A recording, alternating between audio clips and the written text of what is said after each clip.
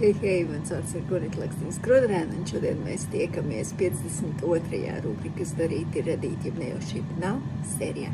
Un šodien būs praktiskā nodarbība, jo es jums parādīšu, kā es cepu maizīti.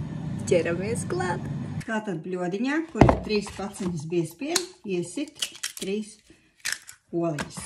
Man ir laukoliņas, dzeltenas, un iesit un šķipsniņu sāls, teikarot bija bišķiņu vairāk, pāris šķipsniņus un savu maisā.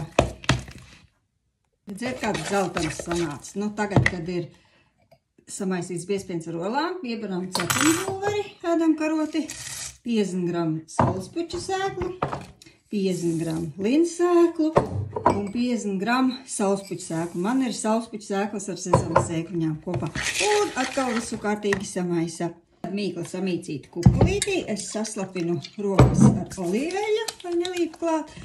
Un ņemu savu kukulīti un lieku uz papīra. Un veidoju laipiņu.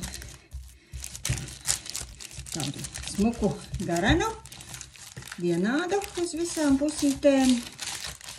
Tā, nolīdzina un ar kaut ko, piemēram, mentīti, iespiežu tādas tā kā riepas. Tā, nolīdzinu.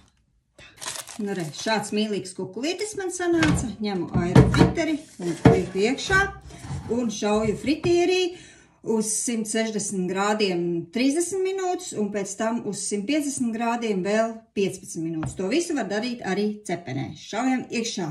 Palabošu pati sevi, ka nevis aerofriteris vai fritieris, bet kā izsacepām katls, kā valodnieki ir nolēmuši. Un maizes ir gatavs. Silts.